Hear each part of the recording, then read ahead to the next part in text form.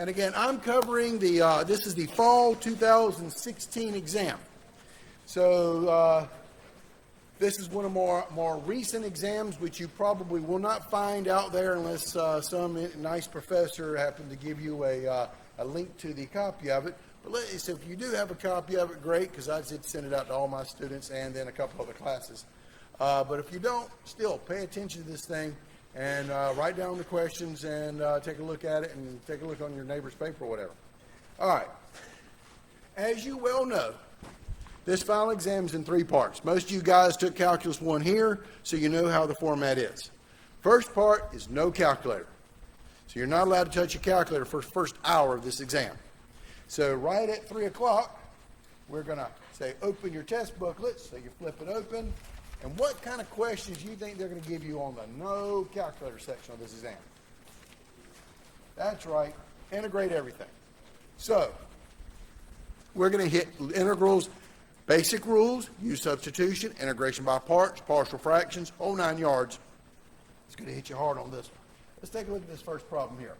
I've got, and notice, no calculator, and they put bounds on this thing. How evil. The integral from 1 to 2 of 3x squared dx. That first problem should be relatively easy. If it's not, you're going to have a tough day tomorrow. All right, so what is the integral of 3x squared? Well, 3 is a constant. Integral of x squared is x cubed over 3, and then that will be evaluated from 1 to 2. Of course, you want to clean it up.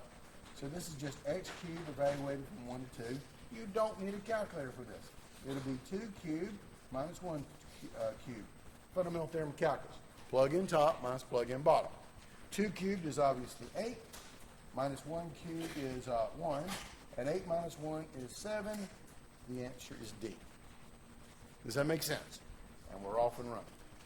Take a look at the next guy. What a surprise. Another integral. This one is an indefinite integral. No bounds on it. So as I slide this up, and I will blow it up a little bit for you guys in the back there.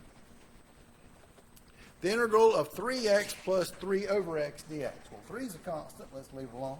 Integral x would be x squared over 2 plus 3 is a constant. Leave it alone. What's the integral of 1 over x? Natural log officially, absolute value of x plus c. And there's not much to clean up on this thing. So you just got to make sure that you pick out the right answer. And this was a plus. This was a minus. Be careful of that. This one's a plus. So I believe the answer is A. Now, I tell my students this all semester long. Everybody in here makes careless errors. We're human. This is what we do. Now, the difference between me doing these problems up here and you guys doing this stuff is very simple. I've graduated. They're not going to take away my degree, my doctorate degree, just because I screw up some math problem up here. Even though it's really embarrassing because I'm actually videotaping this thing.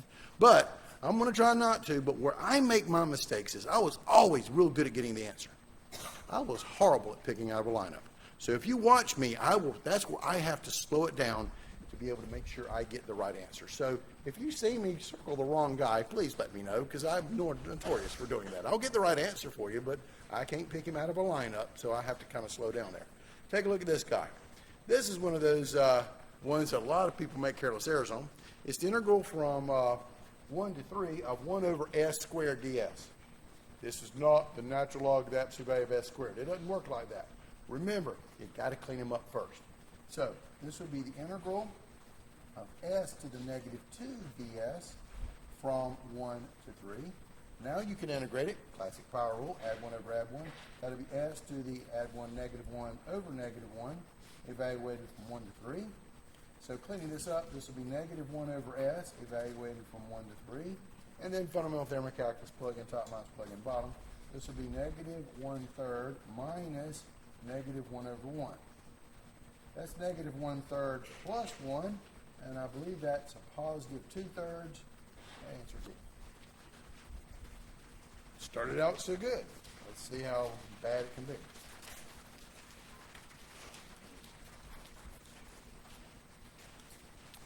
Next problem. Oh, starting with the words here. Find the area of the region bounded above by the graph y equals 2x and below by the x-axis. Well, you should know what the graph of y equals 2x looks like. It pretty much goes through the point 0, 1 and it's exponential, so it looks like this. Y equals equal to 2x. And we care about between negative 1 and positive 1. So we're trying to find the area under the curve. But we know, based upon the wonderful lectures that you guys have had, that to find area under the curve, you have to integrate. So area is an integral of top minus bottom, or just a function, in this case e to the 2x coefficient minus 0, dx between -1 and 1. Now this, you can use U substitution, but at this level, we expect you guys to know some of the fast ways of integrating U substitution. This is that famous K formula, and I'll write it down for you guys because we are preparing for the final exam here. The integral of e to the kx dx is 1 over k e to the kx plus c. That's my rule. So the integral of e to the 2x would be 1/2 e to the 2x evaluated from -1 to 1. Fundamental theorem, plug in top minus plug in bottom. So this would be 1/2 e to the 2 times 1 minus 1/2 e to the 2 times -1. Cleaning it up, this is 1/2 e squared minus 1/2 e to the -2. And looking at my answer choices, it looks like they factored out the half. That gives me the e squared minus e to the -2, which matches up to answer E. And here it comes. A problem from test number 4. Chapter 8.1 to be exact. Said this. The sequence AN, where AN is equal to n over n squared plus 1, does it diverge or pretty much converge? Well, how do you tell if a sequence diverges or converges? You take the limit as n approaches infinity of the sequence, n over n squared plus 1. Now, I can look at these problems and tell you what the answer is, but I'm assuming when I do these problems for you guys, I'm trying not to skip any steps. So I'm assuming every problem that I do is kind of like a free response kind of a question. So I'm not going to skip any steps. So if I wanted to show my work on this thing, well, when I plug it in, I'm going to get infinity over infinity, which means I'm going to use the L'Hopital rule, which would be the limit as n approaches infinity of, here at the top, which would be 1, rid of n squared plus 1 is 2n. And then when I plug in my n, I get 1 over 2 times infinity, which is 1 over infinity, which makes it 0. So this thing converges to 0. And the answer is D. Does that make sense? Well, you guys could have looked at it and went, I agree at the top, so let's agree at the bottom. Answer 0. Yeah, you're right. And that's probably what I would have done if you guys weren't watching me. All right. So, number, a series problem. Another chapter 8.4 question, or 3 question here. The series, the sum as n goes from 1 to infinity of n over n squared plus 1. Does what? Diverge or converge? Well, here's the deal. When they're talking about a series converging, there's only 2 different kinds of series that converge. What are they? What I mean by that is you know exactly what they converge to. Geometric series or telescoping series. Is this thing a geometric series? Sure. All right. I'll try to zoom in a little more, but we've got 3 screens up here, but okay. I'll see what I can do. All right. Looking at this thing here, it's either got to be a geometric or telescopic. One, is it geometric? Or no. What's a geometric series? A series with numbers raised to a power of n. You got that in this problem? No, we got n squared and n. That's about it. It's polynomial over polynomial. Is it telescoping? Telescoping means you can write it as a fraction minus a fraction where the numerators are the same. But to be able to do that, this thing has to factor. How does n squared plus 1 factor over the real numbers? It doesn't. Fact is, I can look at this thing and tell what the answer is, but I'm going to do a comparison test. And this is what I tell my students about the mental comparison test. I'm going to put a squiggly equal to right here, and I'm going to look at the degree terms, your commanders of your problem. So pretty much this turns into the sum of n over n squared, and n over n squared is the same thing as 1 over n. What's this dude's name? Harmonic series. And what does the harmonic series do? Diverges. Now I could sit there, let me widen it out a little bit. A harmonic series, and it diverges, which tells me that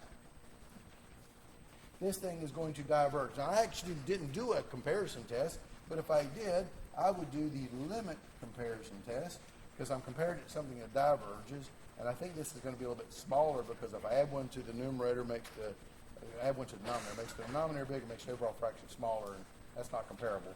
But if I did the limit comparison test, I would take the limit as n approaches infinity of the unknown sequence, a n over n squared plus 1, divided by the known sequence, which is the harmonic sequence, 1 over n part, and I invert and multiply. This will be the limit as n approaches infinity. When I flip it up, that becomes n squared over n squared plus 1. And you can L'Hopital rule, or the fact the degree of the top and the degree of the bottom, you get 1. You get a number that's not 0 and not infinity. According to the limit comparison test, these two series are going to do the same thing. Therefore, the sum as n goes from 1 to infinity of n over n squared plus 1 is divergent by the limit comparison test. Now, I got a question for you. Did you have to do all this actually on the test? No, it's a multiple choice question. The goal is to look at it and tell what the answer is. But because I'm doing this as a review for the exam, I'm going to go out of my way to show you why the answer is what it is. But the answer is clearly A. Does that make sense? I would have just done this and went, oh, this is comparable to the harmonic series, so it must diverge.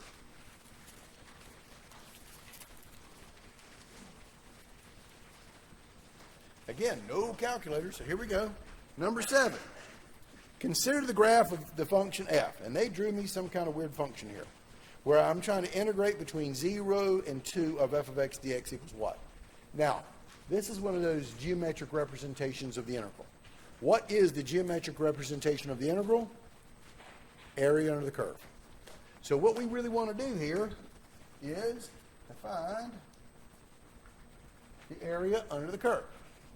Now, they blocked this thing off here, so this would be the area. And what I see here, and if I subdivide this little thing, I see a rectangle put with a triangle.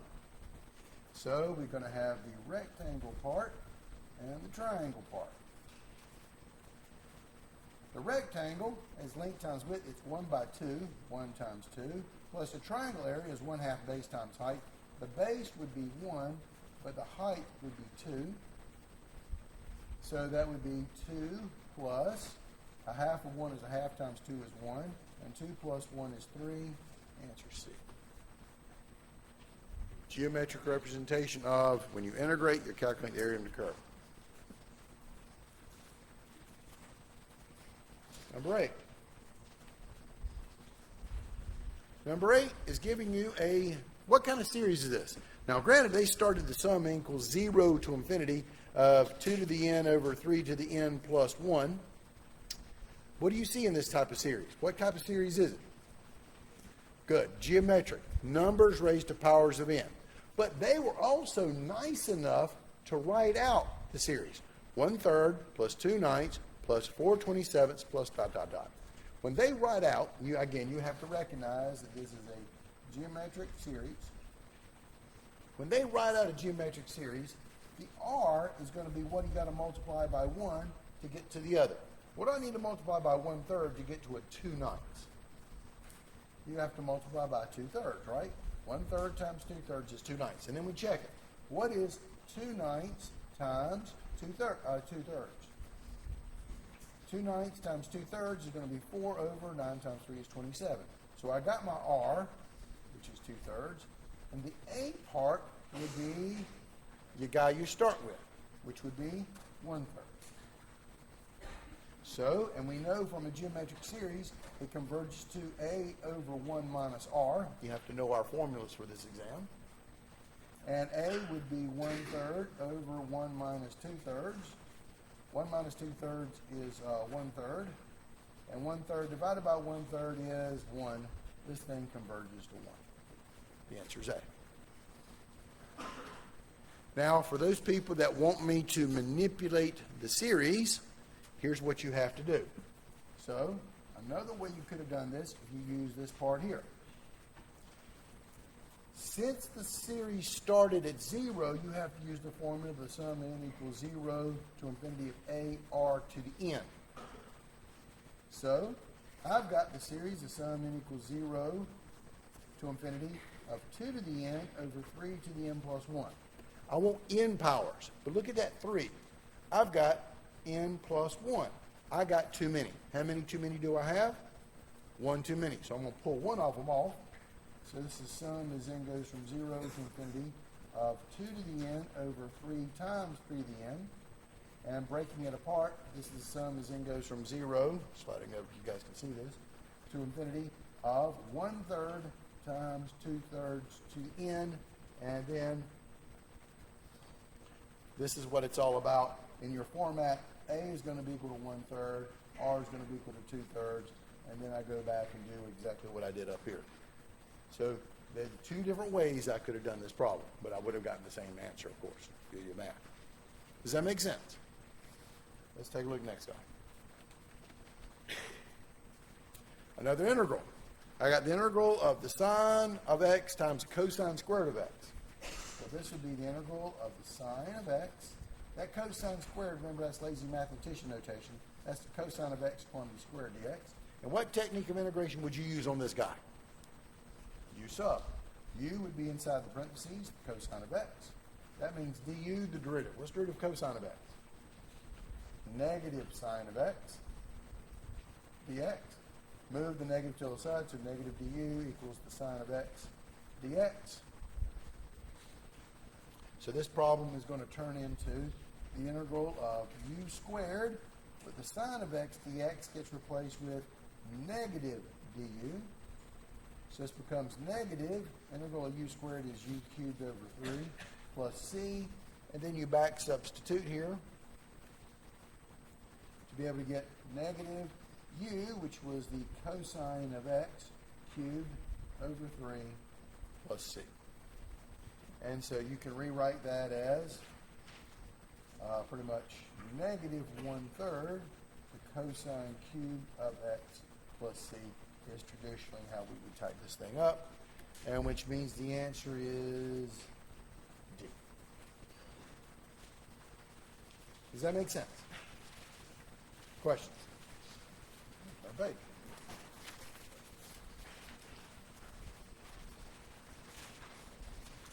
Here's another one. The integral of x squared times the cosine of x cubed dx. What technique of integration would you use on this guy? This is not a basic rule we have memorized. U substitution again. So u would be equal to, inside the parentheses, the angle on the trig, x cubed. That means du, when I take its derivative, it's 3x squared dx, which is in the problem. Move the constant aside. 1/3 of du equals an x squared dx. So this turns into the integral of the cosine of u, and the x squared dx gets replaced with negative 1/3 du. 1/3 goes, 1/3 du. The 1/3 goes out front, and the du goes in the back. So this is 1/3. Uh-oh, here it comes. What is the integral of cosine? And your life depends on you memorizing these guys and its sine. What's the integral of cosine of u du? Positive sine of u. No bounds on this thing, so plus c. And then I back substitute. This would be 1/3 the sine of u, which was x cubed plus c. There's my answer. 1/3 sine of x cubed plus c. Answer's B.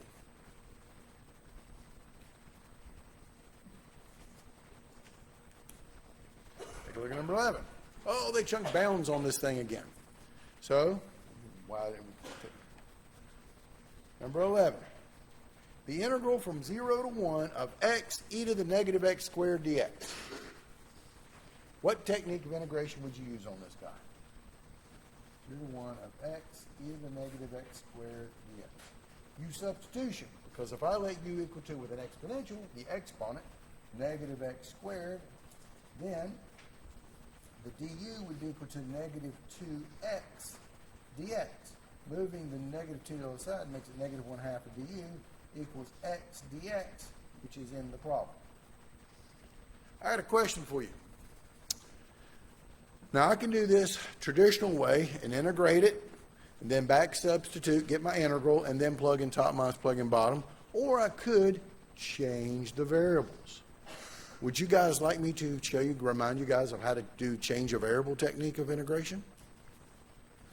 Good. Okay, we'll do that. All right, so changing the variables. This was the integral from 0 to 1 dx, but u is equal to negative x squared. So this would turn into the integral When x is equal to 0, 0 squared is 0, negative 0 is still 0. So when you substitute, you get 0. However, when you plug in 1, 1 squared is 1, negative that would be negative 1. These would be my bounds in terms of my problem. And when I substitute this guy in there, this was a problem of e to the u, and then the x dx gets to be a negative 1/2 du. And now I can just integrate it and then plug in top, plug in bottom without having to do the back substitution. This is the technique of change of bounds here. So this would be negative 1/2. What's integral e to u? E to u evaluated from 0 to negative 1/2. Fundamental theorem plug in top. 1/2 e to the negative 1 minus negative 1/2 e to the 0. Cleaning it up, this is negative 1/2 e to the negative 1. Minus and minus is a plus. E to the 0 is 1, so that'll be plus 1/2. So if I was cleaning this up, sliding it over so you guys can see it in the back there, this would be 1/2 minus 1/2 e to the negative 1. And it looks like they did the trick of doing the old factoring out the 1/2 type thing here. So I would factor out a 1/2.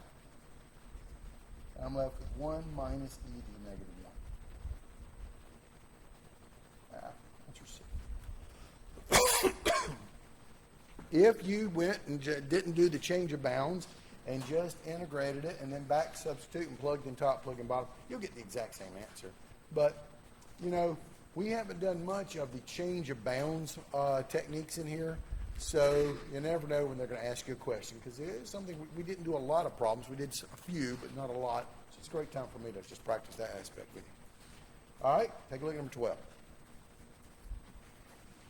Number 12, you're going to integrate t squared times the natural log of t dt. What technique of integration would you use to integrate this thing? It's not a rule I have memorized, and u substitution is not going to work. What am I going to use? Integration by parts. By parts, the formula is the integral of u dv equals uv minus the integral of v du. So in this particular problem, I got to figure out what u is going to be, and I got to figure out what dv is going to be.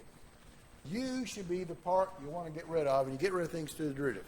If you remember that Lytle principle, number one thing when you're doing integration by parts is you want to let u equal to a logarithm. So I'm going to let u equal to the natural log of t. That's going to force the rest of it, the t squared dt, to be the dv. And then I have to do du. Derivative of natural log of t is 1 over t dt. And then I have to integrate dv. Integral of t squared is t cubed over 3. And then I plug it into my formula. U, which is the natural log of t, times v, which is t cubed over 3, minus the integral of v, which is t cubed over 3, times du, which is times 1 over t dt. And literally, u times v minus the integral of v du, I literally just plugged it into the formula. Now, to integrate this guy, because remember, integration by parts is this offsetting integral thing here, you got to clean it up first. This is where most students will make a mistake. So, you end up getting this. T cubed over 3 times the natural log of t minus, now the 1/3 to the 3 on the bottom is going to pop out front, the integral. What is t cubed divided by t? T squared dt. Clean them up first, and then integrate them. Integral of t squared is t cubed over 3, and you put your plus c there. So when I put the answer together, it's going to be t cubed over 3 times the natural log of t minus 1/3 times t cubed over 3 is going to be t cubed over 9 plus c. And there's my answer. And let's see here. 1/3, looking at my answers. T cubed natural log of t minus 1/9 t cubed plus c. The answer's that. Does that make sense? Questions?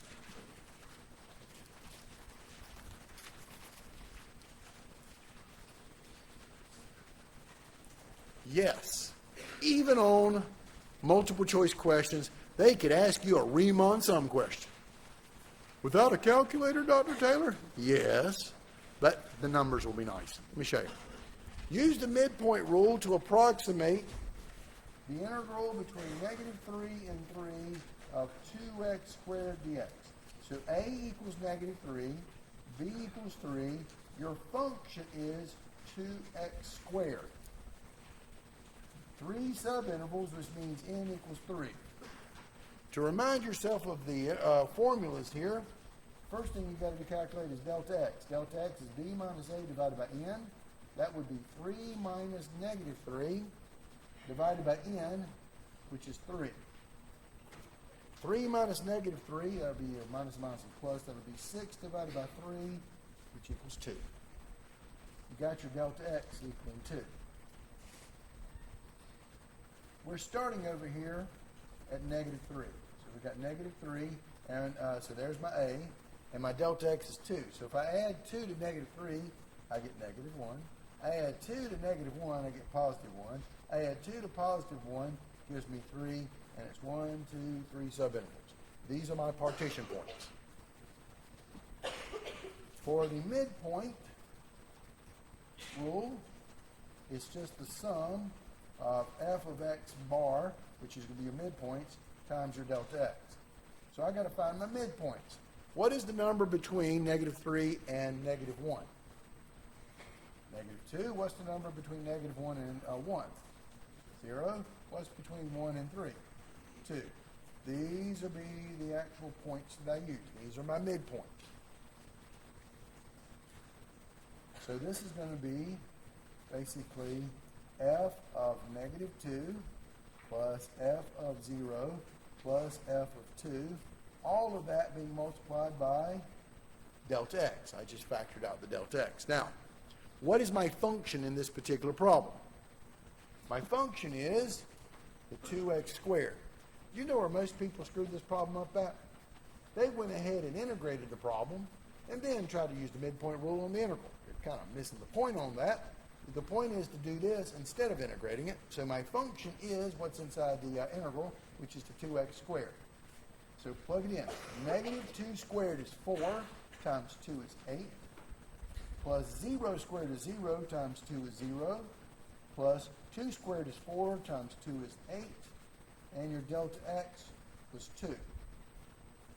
So 8 plus 0 plus 8, that's like 16. Times 2 is 32. The answer is B. Does that make sense? Questions? Let's take a look next guy. This is that fundamental theorem of calculus, part 1.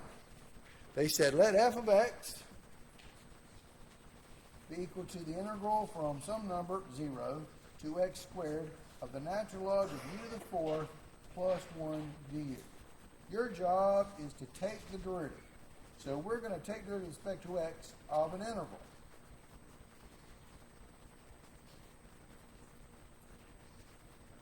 But here's the whole idea. This is chapter 5.4, if I remember. So here's the idea that when you take a derivative of an integral, pretty much cancel. You're just going to get the function back with, but just the chain rule version of this guy. So your f prime of x would be equal to the derivative and the integral cancel. You can get left with the natural log of x squared, gets the place for the du, raised to the 4th, plus 1. But then you got to use the chain rule. Times the derivative inside. What's the derivative of x squared? Times 2x. So this is going to be equal to what? F prime of x is equal to 2x times the natural log of x squared to the 4th. Power to a power you multiply. That'll be x to the 8th plus 1. There's my answer. Which is, which one of these guys? X to the 8th, there's only one of those. Answer C. And now number 15. Let f of x be equal to x cubed over x to the fourth plus 1. Find the area under the graph of f of x above the x-axis for 0 is less than equal to x, which is less than equal to 2. How do I find area under a curve back to the x-axis? What am I going to do to the function? Integrate it. Well, it is calculus 2. So it's the integral from my bounds from 0 to 2 of x cubed over x to the fourth plus 1 dx. What technique of integration would I use on this one?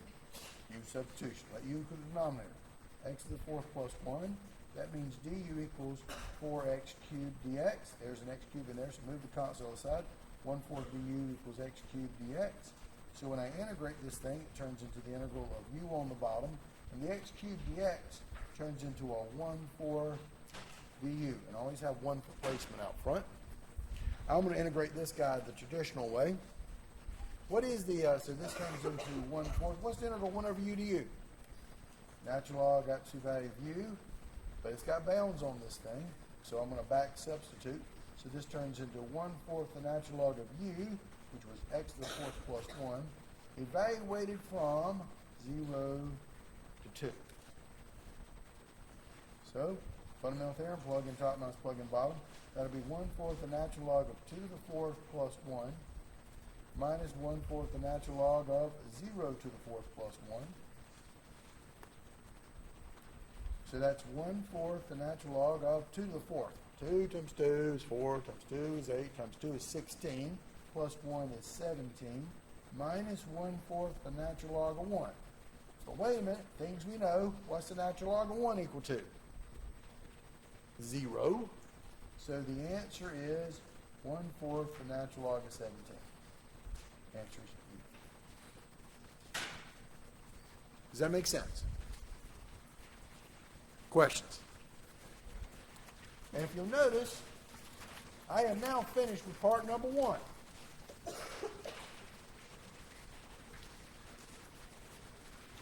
However, because I did get started a little late because I had to load up the computer and pass back some tests and stuff, I've used about 35 minutes of my hour that I have for part number 1.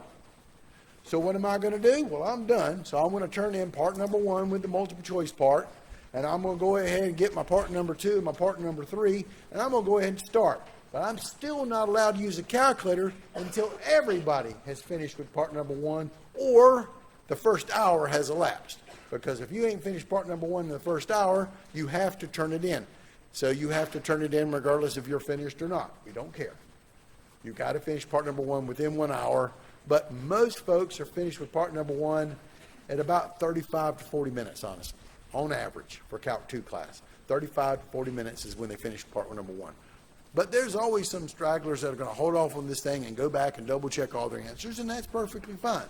You've got 1 hour to complete part number 1. But now I'm going to move on to part number 2, so I have another OpScan sheet here for this part, and I've got it all filled out with my student ID number, and I got a little part number 2 bubbled in on that thing, and let's go ahead and get started, because you're going to see that for a lot of problems, I actually don't need a calculator for, even on part 2, and a few problems in part 3. So here we go.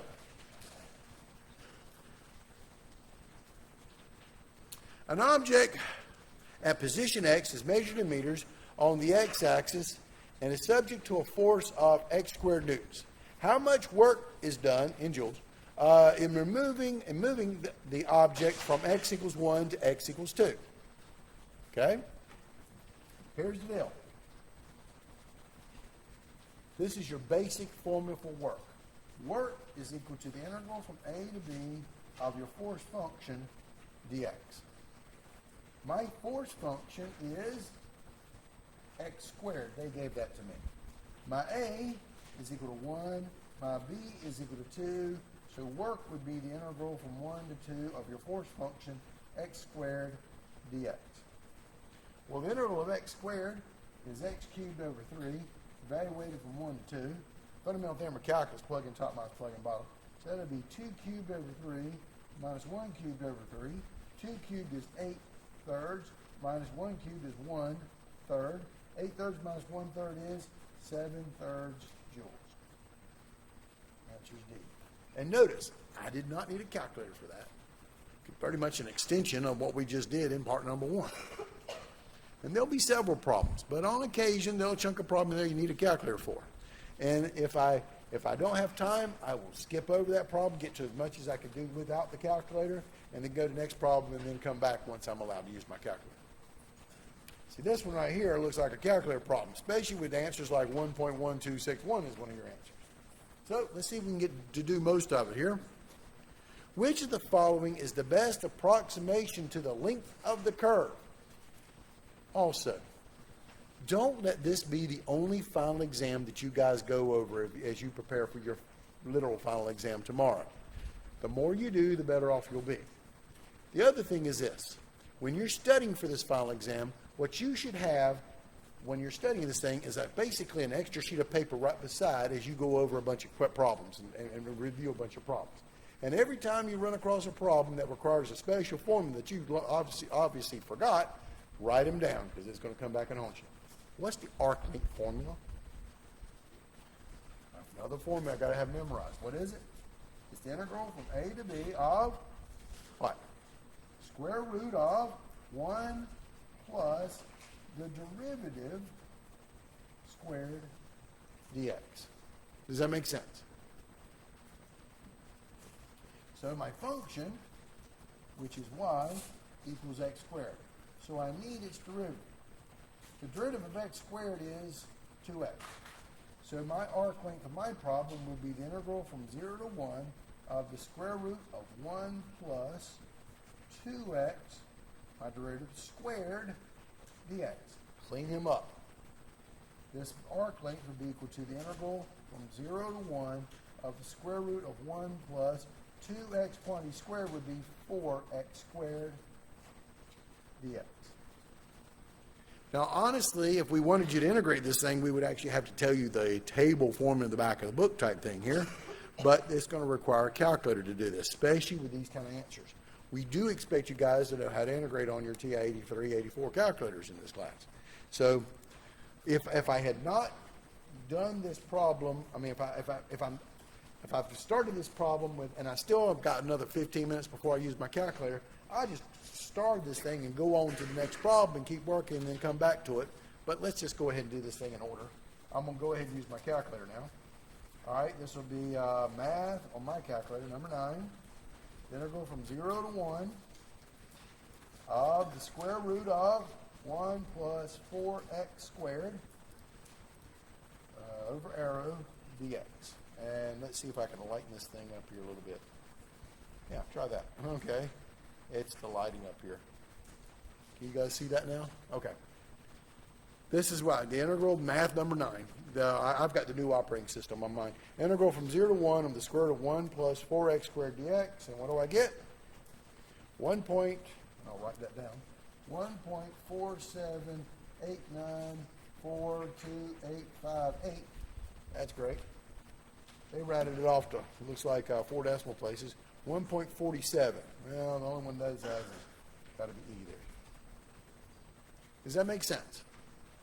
But if you didn't know this formula, this would have been a hard-pressed problem. You've got basically a 20% chance of winning this one if you don't know the formula. It's called guessing, by the way, in case you didn't know. All right, here we go. Number 3. They gave me a power series. Remember, the power series, the sum as n goes from 0 to infinity of negative 1 to the n, x to the 2n plus 1 over 2n plus 1 factorial, equals x minus x cubed over 3 factorial plus x to the 5th over 5 factorial minus x to the 7th over 7 factorial plus dot, dot, dot, is the Maclaurin series. Expansion for which of the following? This is pure memorization. You were supposed to memorize 5 Maclaurin series. They were 1 over 1 minus x, e to the x, sine of x, cosine of x, and the arc tangent of x. Which one is this one? Very good.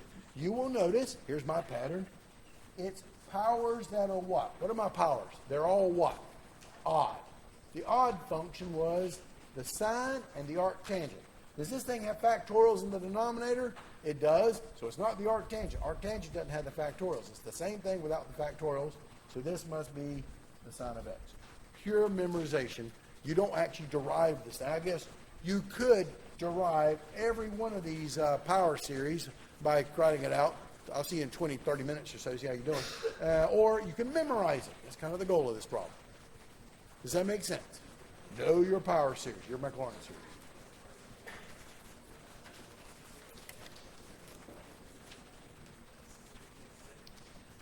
And notice I didn't need a calculator. I didn't need anything on that one except my brain. Take a look at number 4. In the partial fraction expansion, 7x plus 17 over x plus 1 times x plus 2, they want you to break it up into a over x plus 1 plus b over x plus 2. Your job is to find a. All right? Well, this is called partial fractions here. So what I would do is take my 7x plus 17 over x plus 1 times x plus 2, as it's broken in a over x plus 1 plus b over x plus 2. And I would multiply the entire equation by my common denominator, x plus 1 times x plus 2. This would give me 7x plus 17 is equal to a. This part would cancel times x plus 2 plus b times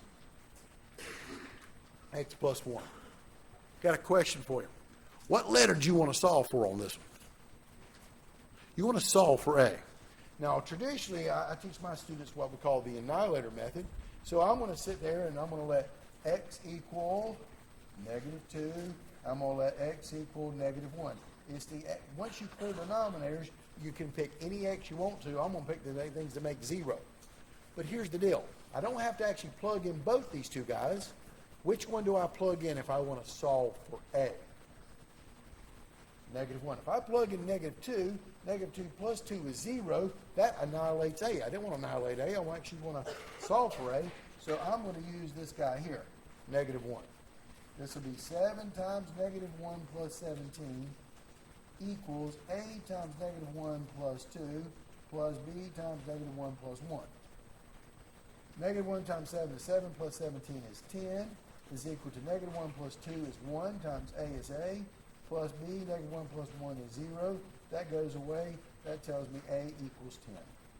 And I actually could, I'm saving my, typically I solve for both letters, but since the only one letter, I plug in the number that I need to solve for that letter. A equals 10. The answer is C. Does that make sense? Question?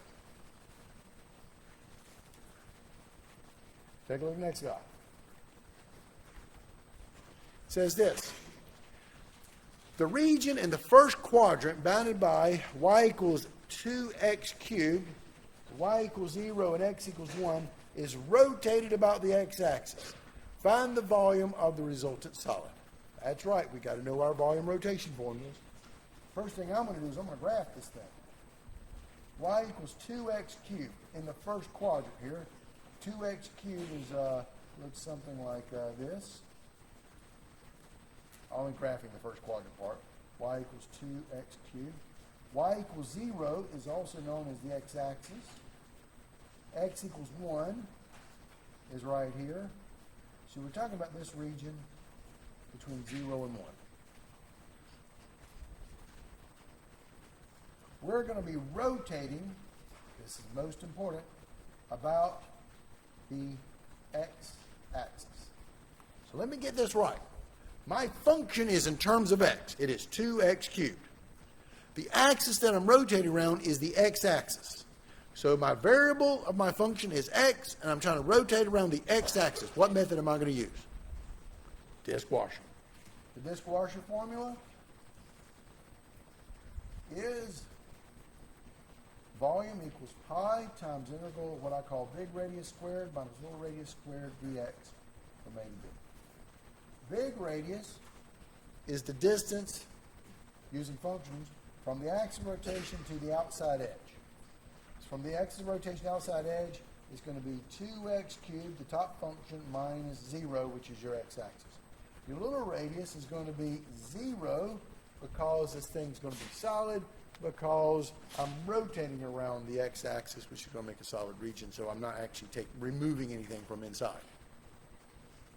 So plugging it in, this will be pi times the integral from 0 to 1 of your big functional radius, 2x cubed minus 0, 2x cubed, squared, don't forget that, minus 0 squared dx.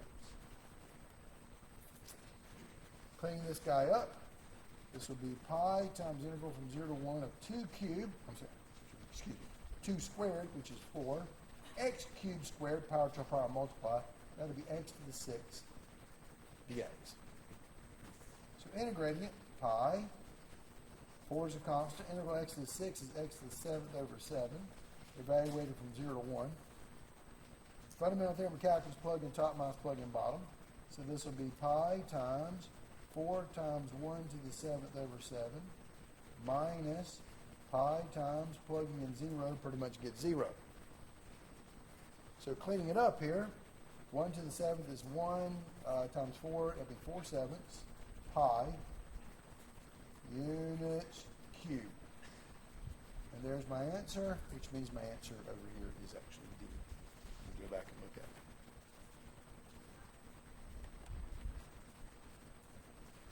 Does that make sense? Don't forget your shell method versus your disk method. Here's the big deal. When the function is in terms of x and you want to rotate around the x-axis, the variable and the function are the same. Use the disk washer method. Volume equals pi times integral of big radius squared minus little radius squared dx. If the function is in terms of x and you want to rotate around the y-axis, the opposing axis, function of the variable is one thing, the axis you're rotating around is the other variable. That's called the shell method. Volume equals 2 pi times integral of the point radius times f of x top function minus g of x bottom function dx. Okay? Remember your formulas. Take a look at number 6. A particle is moving along the x-axis at a rate of sine t centimeters per second at time t. Which of the following is the best approximation for the average velocity for 0 is less than or equal to t, which is less than or equal to pi over 2. Okay? They want to know what the average velocity is. So, average velocity. That's the word they used. I'm going to write down a different formula because, again, I'm trying to teach this review session, not just to show you what the answers are, but to kind of give you guys a point of what I'm teaching here. It's called average value. Do you guys remember the average value formula? It's 1 over b minus a times integral from a to b of whatever function you're trying to find the average value of, dx. This is the formula for the average value. When they mention the word average velocity, that's the average value of your velocity function. Your velocity function, we'll call it v of t if you want to, is sine of t. We're trying to find the average value of that function there. So this average velocity would be 1 over pi halves minus 0 times the integral from 0 to pi halves of my function sine of t dt. Cleaning them up, pi halves minus 0 is pi halves. 1 over pi halves is actually 2 over pi times integral from 0 to pi halves of the sine of t dt. This will be 2 over pi. What's the integral of sine? You guys are awfully quiet in here. Things you're supposed to know. What's the integral of sine of t dt? Negative cosine of t, evaluated from 0 to pi halves. Fundamental theorem of calculus, plug in top minus plug in bottom. This will be negative 2 over pi times the cosine of pi halves minus negative 2 over pi times the cosine of 0. Plug in top minus plug in bottom, fundamental theorem of calculus. What's the cosine of pi halves? Things we know from the unit circle high school trig class. What's the cosine of pi halves? Very good, 0. What's the cosine of 0? 1. So this will be negative 2 over pi times 0. Minus and minus makes it plus 2 over pi times 1. So that pretty much tells me, what do I get?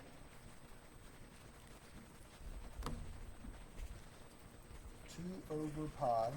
And now this is the average velocity, average value of the velocity, average velocity. So this would be in centimeters per second. So, but, of course, they didn't put 2 over pi. They put decimals. So clear this thing out, and let me put the light on it so you guys can see this thing. 2 divided by pi is, I got 0.6366197724 centimeters per second. Pretty much a 0.64, which means the answer is C. Does that make sense? Again, another formula you need to know for this exam. Average value formula.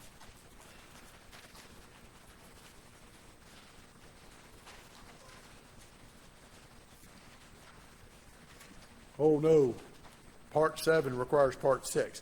How far does the particle travel in problem 6?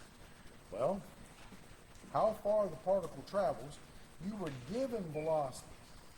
To figure out distance, okay, you have to integrate, this would be total distance. Total distance is equal to the integral from A to B of your velocity absolute value dt. Again, I'm writing down formulas for you guys. This is the total distance formula, the integral of the absolute value of the velocity.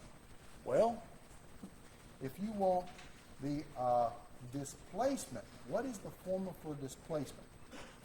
That's just the integral from A to B of the velocity dt. The difference between the two. Displacement. With displacement, I want the negatives to cancel with the positive. If I start up here at the podium, go right 4 feet, and go left 5 feet, my displacement is -1 feet. I am 1 foot to the left of where I started from. That's displacement. Total distance. If I went right 4 feet and left 5 feet, I went 9 feet. Total distance. I don't want the negatives to cancel with the positives. That's total distance. How far does the particle travel? Now, remember, my velocity formula was the sine of t, and we were talking about t being between 0 and pi halves. So if I look at the graph of that, the sine between 0 and pi halves is this. Okay? It's already positive. So the absolute value of a positive function in this particular region is positive. So all I've got to do on this problem is just integrate from 0 to pi halves of the sine of t dt. Does that make sense? Because between 0 and pi halves, the sine function never went negative. If it did, then I would have to break up my integral over the negative regions and the positive regions. Does that make sense? But this has no negative regions. It's all positive in this interval. So integral of sine was what again? Negative cosine of t, evaluated from 0 to pi halves. Fundamental theorem of calculus, plug in top minus plug in bottom. Negative the cosine of pi halves minus negative the cosine of 0. Cosine of pi halves is 0. Cosine of 0 was 1. So this is 0 minus a minus makes it plus 1. Makes it 1, and it'll be a distance centimeter. The answer is E, 1 centimeter. Does that make sense?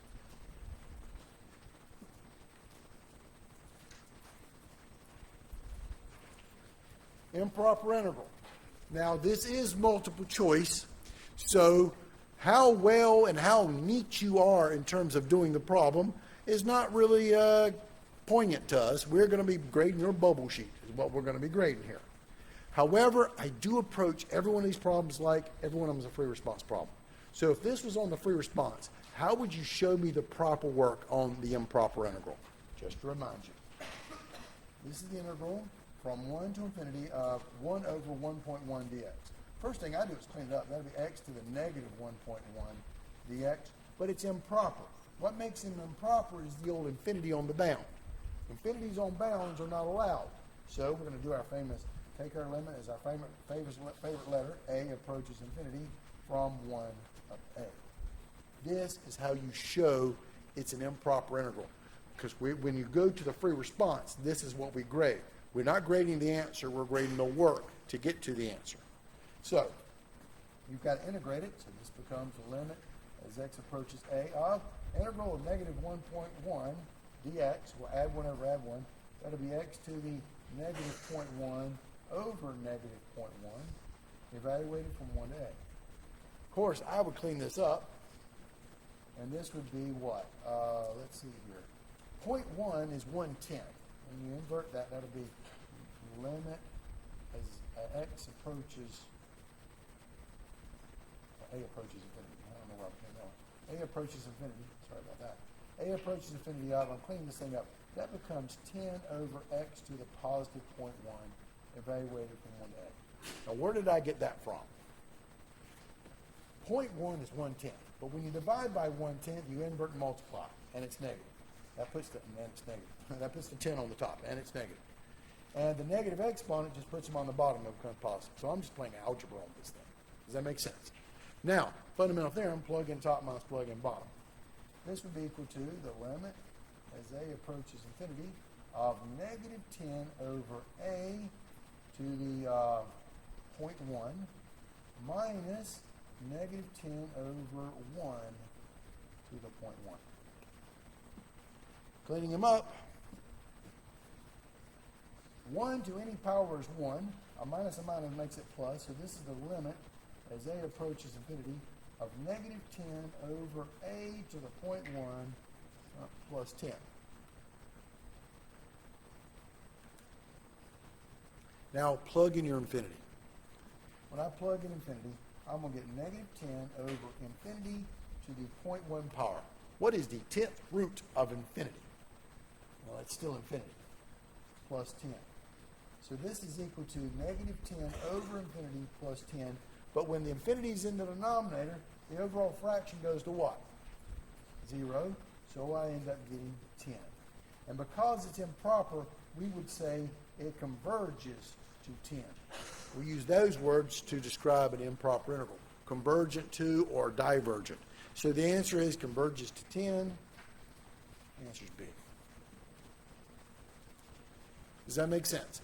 But again, personally, I would sit there and do stuff like this on the calculator if I was doing this one on the exam. Let me throw this in, and I will prove to you via calculator, because this is on the calculator section, which is surprising. They should have put it on the no calculator section. Math number 9. Let me show you how to cheat. Math number 9, 1 to infinity. What's infinity on the calculator? Oh, I don't know, about 200. Okay, of 1 divided by x to the 1.1 dx. Well, what did I get for the answer? I got 10. Now, 200, I'm guesstimating, because I don't want to overburden my calculator and burn out my batteries and stuff by putting in 100 million or some crap like that. I'm going to put in a number 200, 500, something like that. And what do I get? What do I get? It's thinking about it. It's burning my calculator. I got 4 point something or other. That's interesting. So let me go up a little higher than that. Let's try 500. Let's try that one. I'm guesstimating I'm going towards infinity here. 4.6. 4.6. Let's try, okay, I'll burn out my batteries. Luckily, the department buys them for me. 1,000. There we go.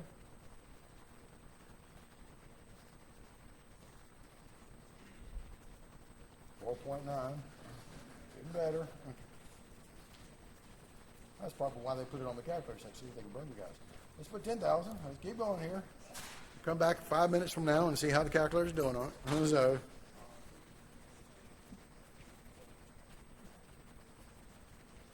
.01. Yeah, well, the answers are 10, negative 10, 1, and negative 1, or diverges. What do you think I'm going towards? Good, 10. Yeah, so great. We'll just keep going that. All right. Here's a problem for my students, and hopefully Desiree's students, because I know she teaches the same way, and the rest of you guys, hopefully you can catch a pattern on this thing. All right. Which of the following is the integral of convergence of the power series? The sum is n goes from 1 to infinity of x plus 1 to the n divided by n factorial. My students, this should be a gimme. It's a power series where it has a factorial in it. Where's the factorial located at?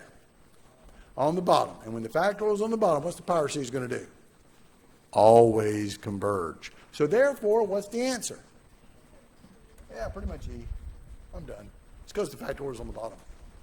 We talked about this. When the factorial is on top, you have a point of convergence. When the factorial is on the bottom, it has it's all real numbers, negative infinity to infinity of convergence. However, who am I kidding myself? I'm going to show you the work on this thing.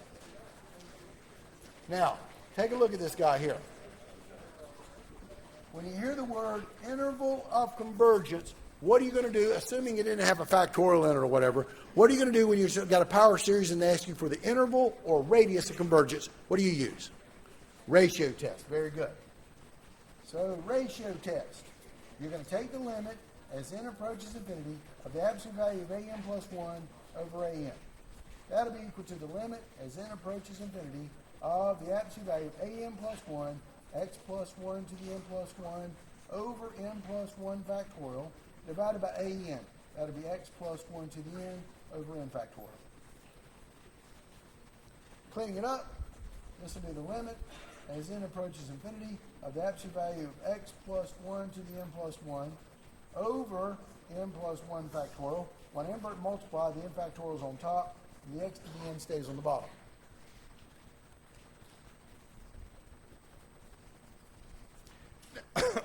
Now, your powers of n are going to cancel. Now, I got x to the n plus 1. Oh, sorry about that. That's x plus 1 to the n on the bottom there. I lost my little plus 1 there. X plus 1 to the n on the bottom. So, x plus 1 to the n plus 1 is x plus 1 times x plus 1 to the n. And that x plus 1 to the n is going to cancel with that x plus 1 to the n. So, you're left with the limit as n approaches infinity of x plus 1 times n factorial over n plus 1 factorial.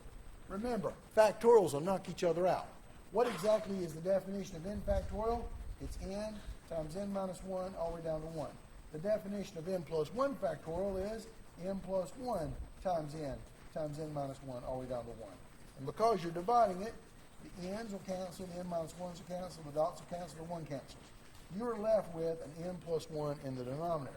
So you're left with the limit as n approaches infinity of the absolute value of x plus 1 over n plus 1. X represents numbers. You're taking the limit as n approaches infinity.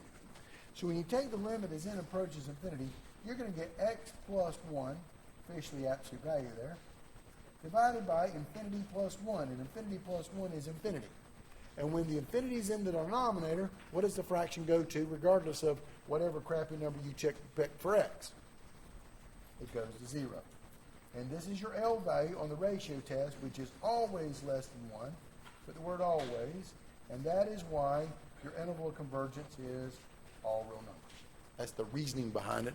But my students, we were looking for patterns of these power series. And the pattern on the factorials is pretty straightforward. Factorial on the bottom, sucker always converges. Factorial on top, it almost always diverges except for the point of convergence. So that makes the series 0. Yep, another series problem here. Consider the series, the sum as n goes from 1 to infinity of 2n plus 1 over n squared plus 1. Which of the following tests results in a successful determination of convergence or divergence? Okay? Comparison with the series 1 over n. Comparison with the terms 1 over n squared. Alternating series test, divergence test, or ratio test.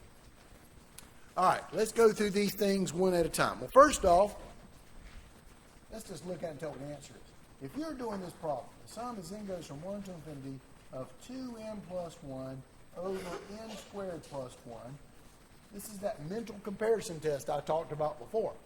You should be able to look at this thing and tell me, all right, what is this thing going to do? Now, I got polynomials over polynomial type things here. So I'm going to focus on the degree term. And when I focus on the degree term, I see a degree n on top, so this is equivalent to the sum of n over n squared. I don't care about constants being multiplied or add 1 or whatever the case may be. I've got n over n squared. These are my commanders. Does that make sense? What is n over n squared? Also known as 1 over n. What's this series name? Harmonic series. And what does the harmonic series do? diverges. So I would do a comparison test. And I would probably do a limit comparison test on this guy. But let's go through our answers. Now, who are we compared to? This is who we're going to compare to. So the answer to this problem is a comparison test with 1 over n. Not 1 over n squared, because that's not what it cleans up to. So this is out. Let's look at the other answers. C, would you use the alternating series test on this thing? No? Why not? It's not alternating series, so that's just stupid. Okay, keep going. Divergence test. The divergence test tells you when it diverges, but you got to take the limit of the sequence part, and it can't go to 0. Since the degree of the top is bigger than, the degree of the top is smaller than the degree of the bottom, when you take your limit, you're going to get 0, which tells you absolutely nothing about the divergence test. And then the last one, would you ever use the ratio test on this problem? No. When do you use the ratio test? Powers of n and or factorials. You've got powers of n or factorials on this thing, you're going to use the ratio test. Definitely not ratio test. So there's really only one answer on this thing. A. This problem number 11 is the one that kind of messed some people up here because they got to know their Taylor series.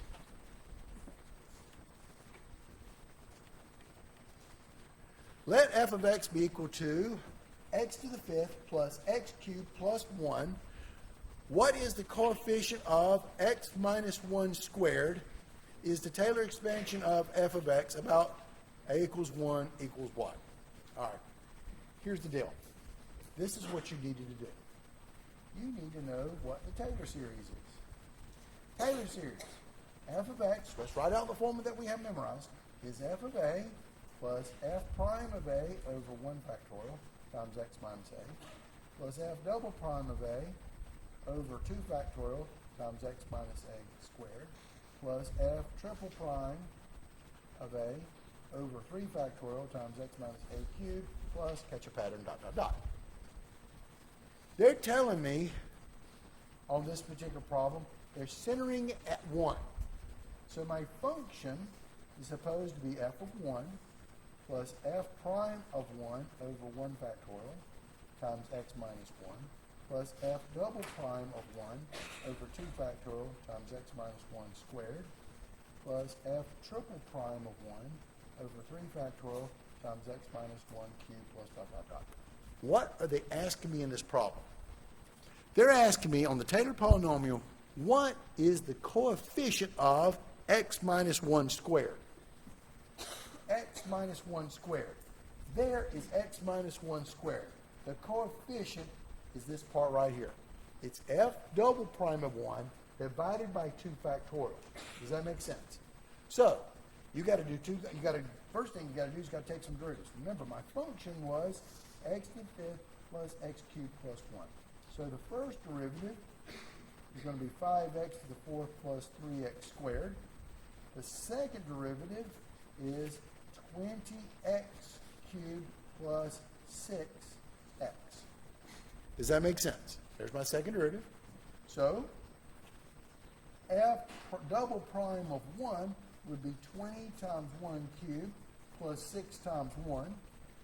Don't hurt yourself on the math, but 1 cubed is 1 times 20 is 20. 6 times 1 is 6. 20 plus 6 is 26. But the coefficient of that x minus 1 squared is f double prime of 1 over 2 factorial. And that would be equal to my second derivative evaluated 1, which is 26, but people forgot this part, divided by 2 factorial. What is 2 factorial? It's 2 times 1, which is 2, and 26 divided by 2 is what? 13. So the coefficient is 13. Coefficient equals 13. The answer is B. Does that make sense? This was not a hard problem. And notice, I didn't use a calculator at all, but I did have to write down and understand what the Taylor series formula is all about. Number 12.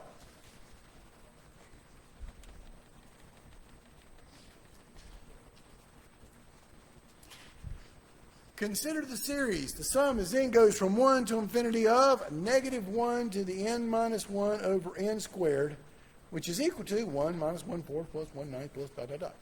Which of the following is true? Well, first things first. All right.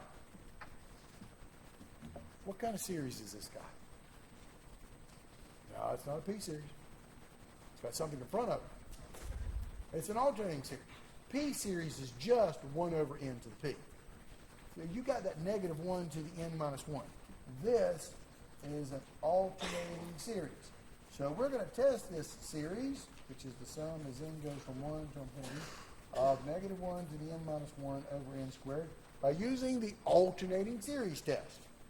They didn't mention anything about absolute convergence or anything like that, which it is actually, but we're talking about this guy here. So I'm going to use the alternating series test. The Bn part, the sequence part without the alternation is 1 over n squared.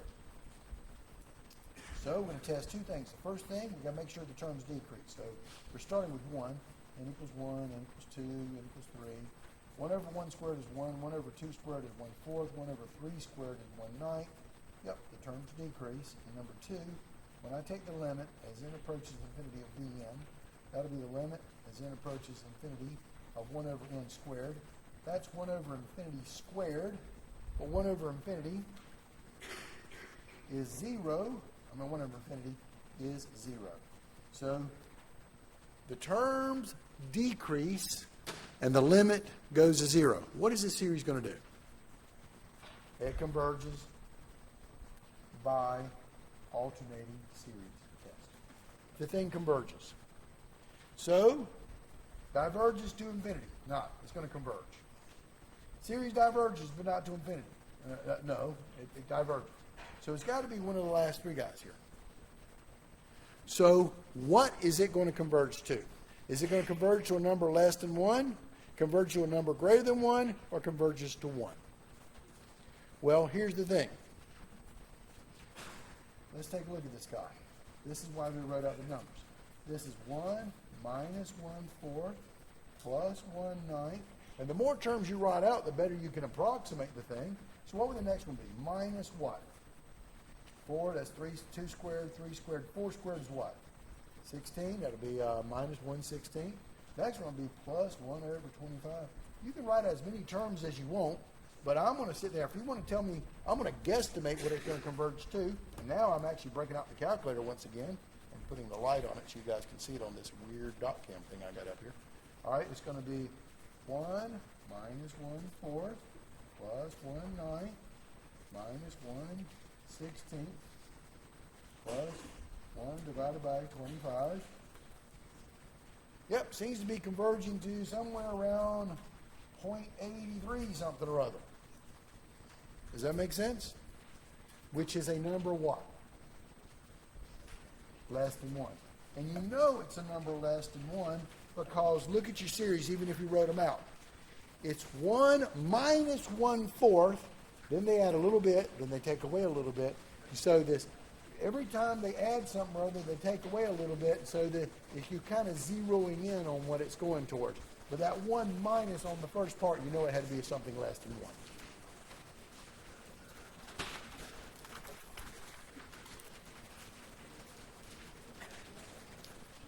All right, I have finished up part 1, no calculator, 15 questions. Part 2, 12 questions with the calculator. Now I'm going on to the free response. A lot of people ask me and they want to know, how do we grade the exam? Percentage-wise. 30%, 30%, 40%. 30% part 1, 30% part 2, which makes 60% for the multiple choice part, and 40% for the free response. Does that make sense? Here's the deal. 40% for the free response. This is a big point total.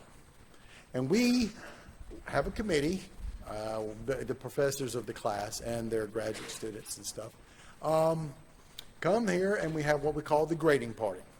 Every professor gets one question. And we grade that one question 2,000 times. It's awesome. Okay? Now, we are looking for partial credit. We do grade off partial credit on this thing. But you know what? If you leave it blank, we love you, because that means 0, and it means I can move on to the next problem I have to grade. And that's, now I got 1,999 more to grade, and I'm going to knock that sucker down, and hopefully by 1 or 2 o'clock in the afternoon, I'll be done with that thing. But the fact of the matter is, you know something about every problem. I haven't even looked at these problems yet. You know something about every problem on here. Write it down. There's going to be some problems you've never seen before. But if you know Calculus 2, you can make a connection between what you've learned and how to manipulate it to what they're asking for a question and try to get the answer. Okay? They're going to try to help you out with a few steps on this thing. Sometimes yes, sometimes no. But you know something or other. Write it down. Work it out. Let's take a look at this thing.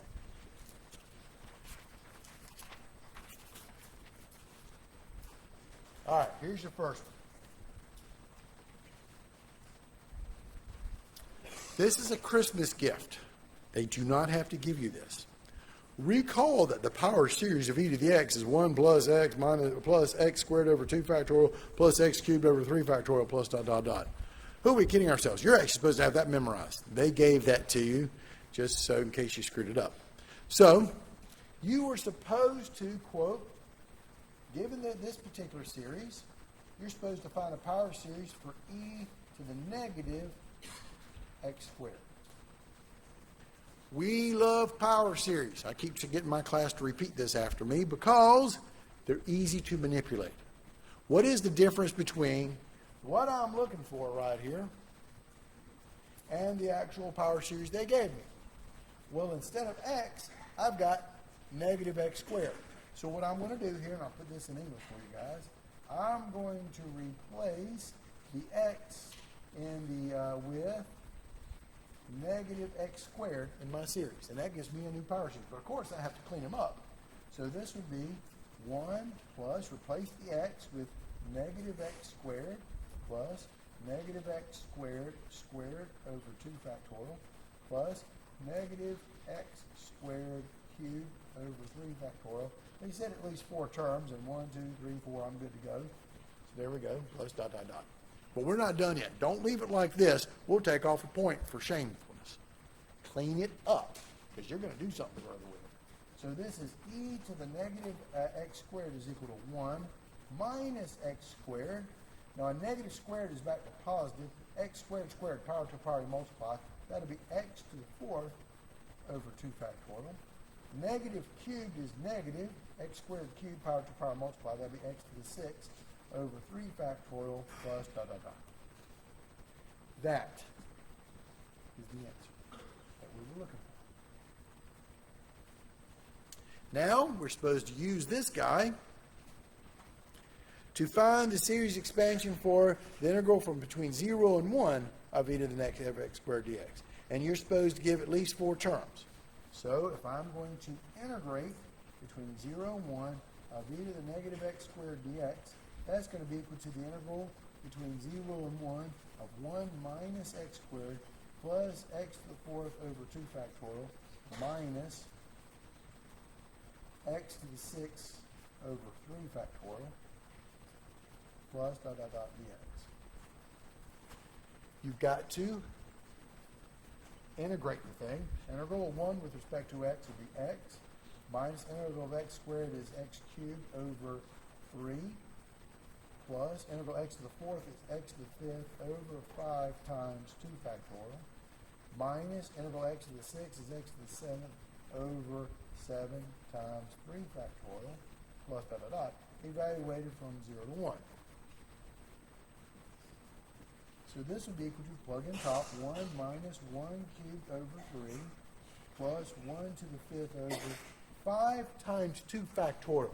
What's 2 factorial? I want to show my work on this thing. 2 factorial is 2 times 1, which is 2, and 2 times 5 is 10, minus 1 to the 7th over 3 factorial is 3 times 2, which is 6, and 6 times 7 is how much?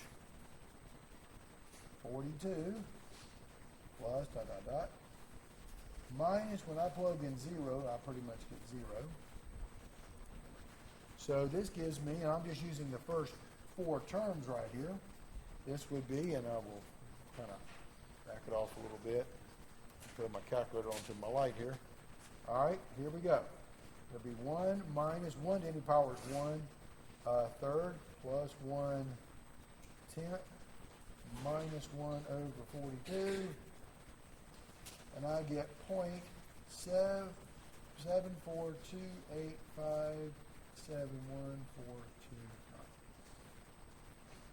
That's showing my work on my answer. But I had a question for you. This is kind of the reason why computer science, computer programming, and stuff like that, why these power series are so important. What this is actually interpreting is the integral for this guy. And if I put that on the calculator, I should get an answer very close to that. So math number 9, integral from 0 to 1 of e to the negative x squared dx. When I hit enter, what kind of answer should I get? Not exactly the same, because I only gave 4 terms, but something really darn close. And when I see that 0.47, I'm real happy with what I did. So I know I got it right. So I'm kind of double checking myself. Does that make sense? Questions? Yeah.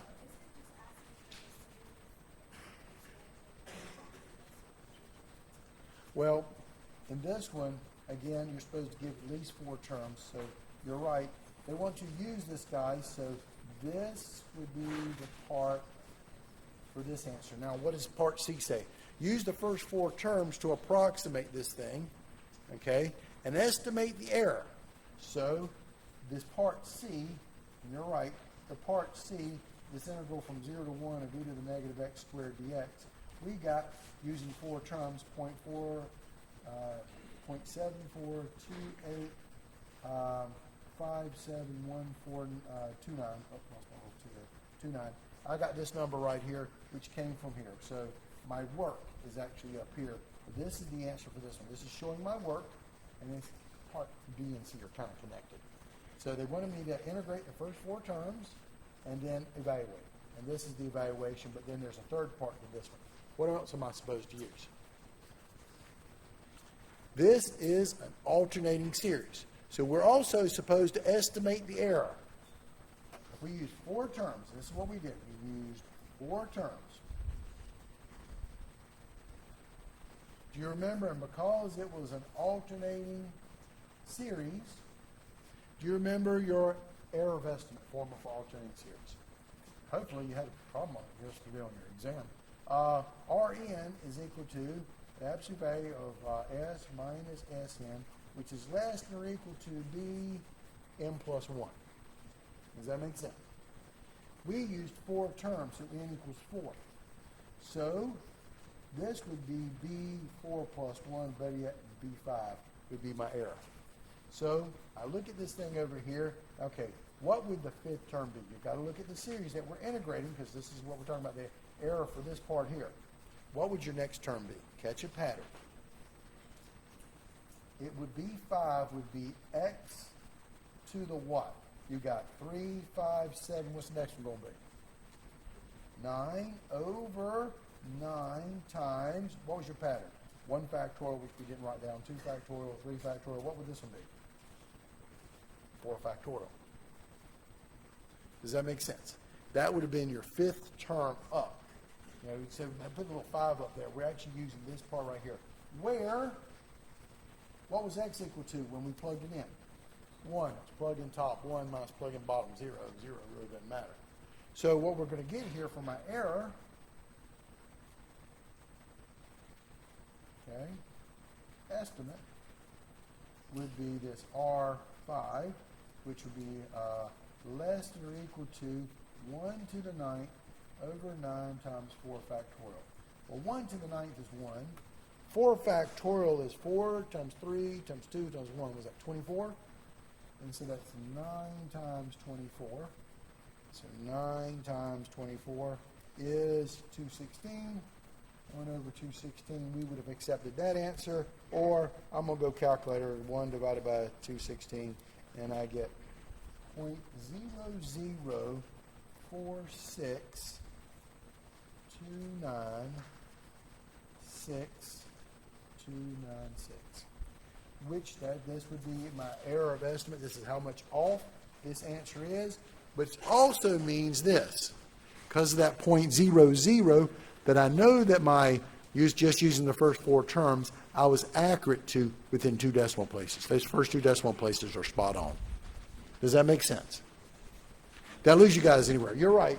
This answer here actually belonged here, but with the error of estimate, which is the second part of the part C thing here. They kind of blended the questions together on this one. But does that make sense? Yeah. Question? Yes, we would have accepted it either way. Absolutely. We took 1 over 216 or the decimal version of it. But the decimal version of it does allow me to kind of guesstimate how good my answer was to the calculator answer type thing here. So.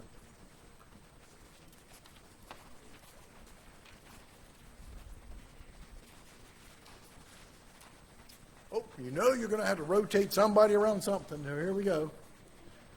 Consider the region R in the first quadrant beneath the graph of y equals the natural log of x between 1 is less than or equal to x, which is less than or equal to 2. Use the washer method to set up, read the question here, the integral which gave the volume of the solid.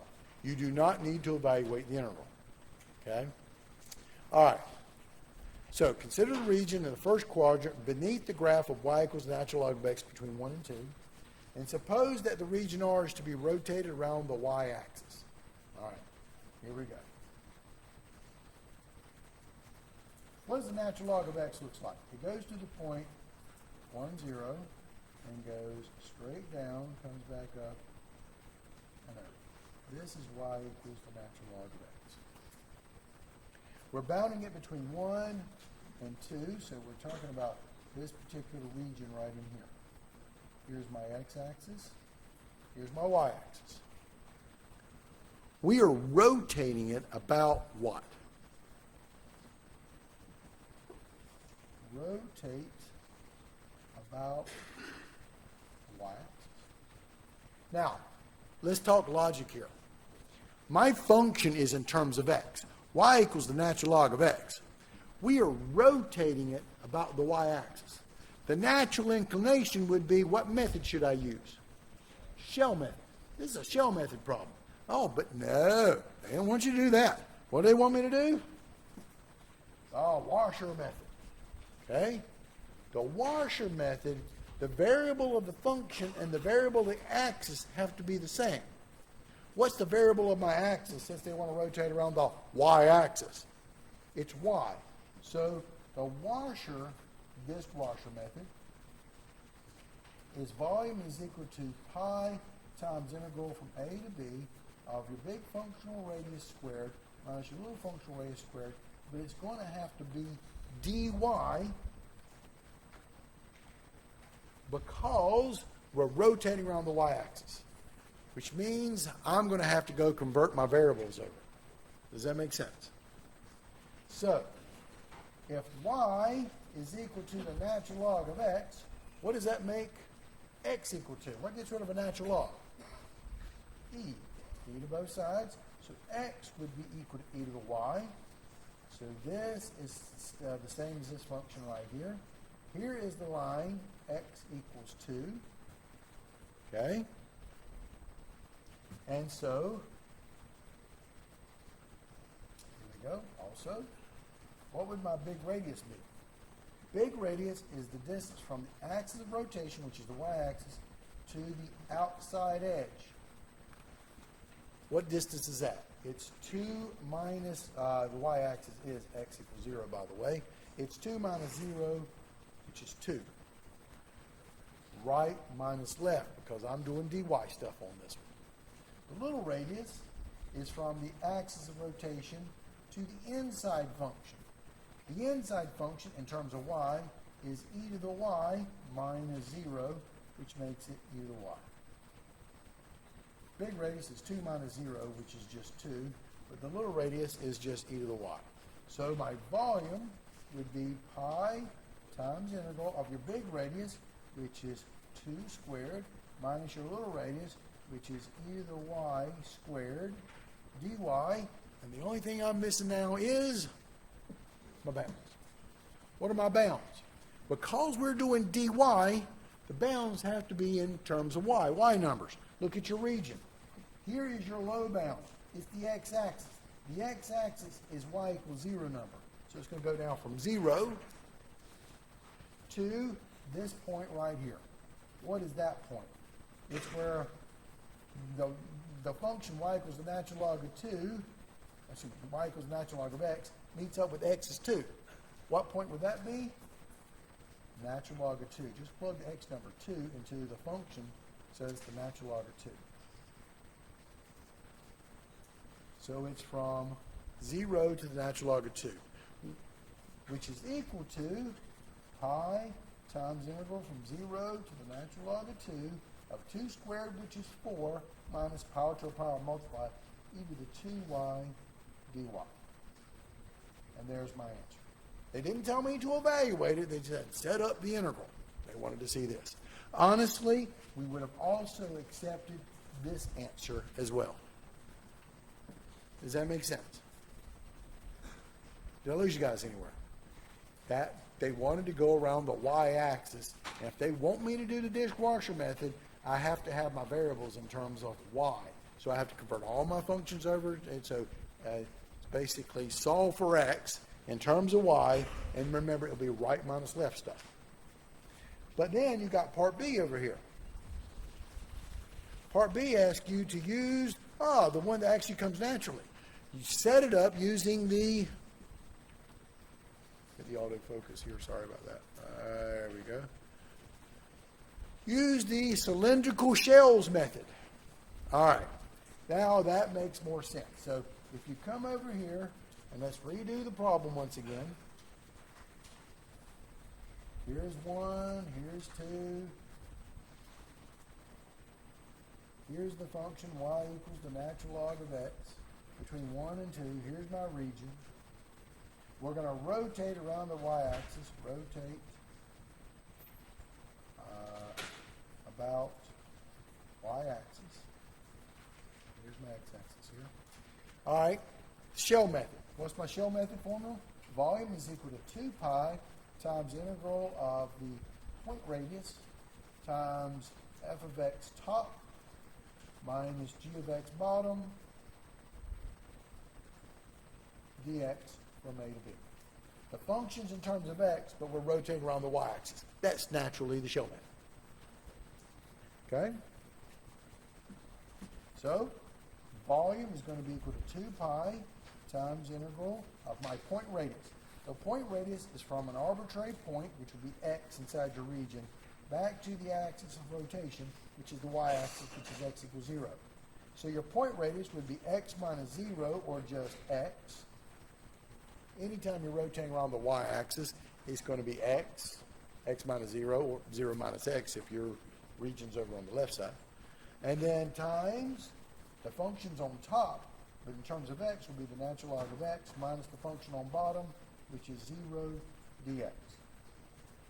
From your points, your x points, which is from 1 to 2.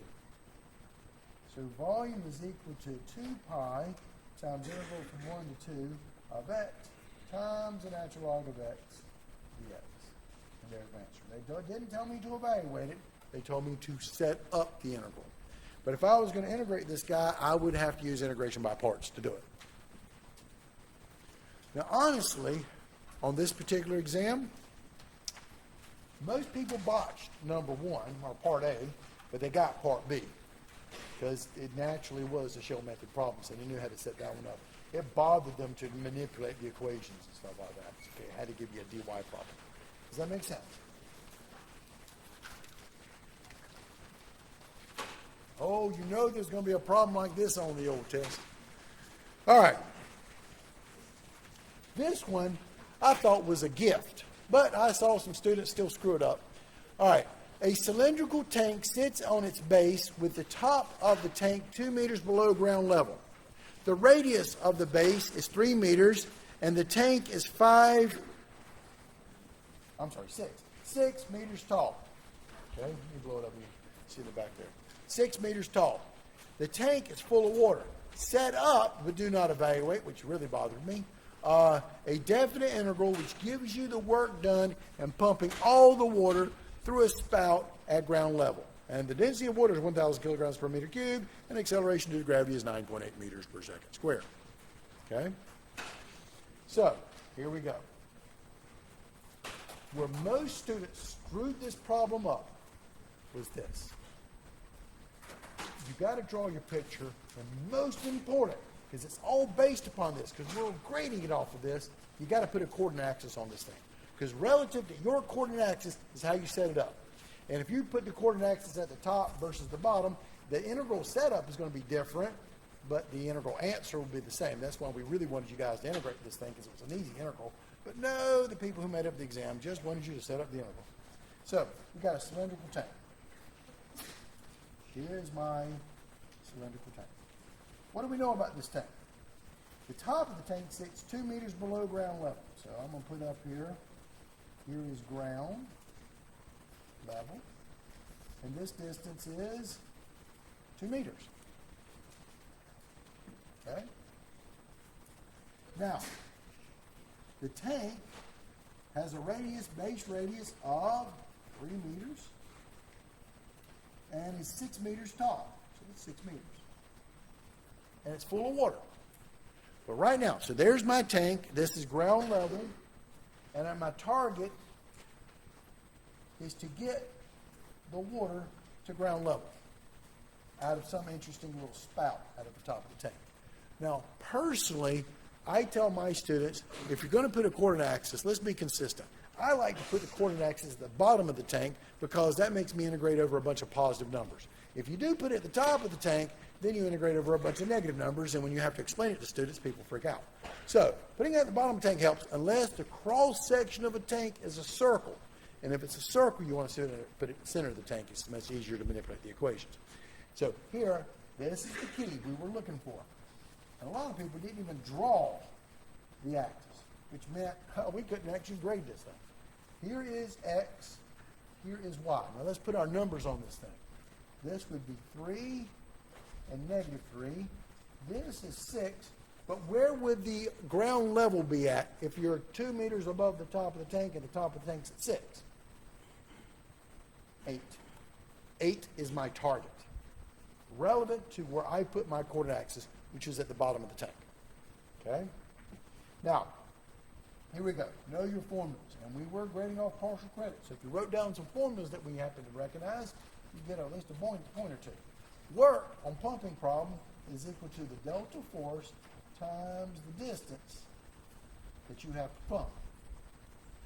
Delta force is equal to what I call water weight times your delta volume slice. What does water weigh in this problem? This is a metric problem. They're talking about 6 meters and 2 meters and 3 meter radiuses. It's meters, metric system. What is your water weight? 9,800 newtons per meter cubed. Where do I get that from? The density of water is 1,000 kilograms per meter cubed times the gravity 9.8. Now, if it wasn't water and they gave you hot chocolate or gasoline that we need to pump out of a tank or something like that, you would take the density of whatever they gave you and multiply it times the gravity on a metric problem. If it was an English standard problem, we would have just told you what it is. For example, what is water weight in the English system? 62.5 pounds per foot cube. Okay? Now I got to go for the delta volume slice. So I'm going to come over here somewhere on my y-axis and make a little delta y slice. And when I slice this thing out, this thing's going to look like what? A disc. Remember, when you slice a tank, there's only 2 shapes you can get. It's either got to be disc shape or box shape. The height of it is going to still be delta y, but because it's circular disc shape, the volume or delta volume of a disc is pi r squared h. If it was a box, it would have been length times width times height. The height would have been delta y. This was constant. Usually the tanks, we like to put them on a slant, which means you have to come up with the equation for the outside edge of the tank. But this one was a nice problem because it was vertical. Vertical means the radius is a constant 3. So your delta volume would have been pi times 3 squared times delta y, or better yet, volume equals 9 pi delta y. And that goes over here. And that means my delta force, just cleaning it up here, is 9,800 times 9, just cleaning up my numbers here, is 88,200 pi delta y.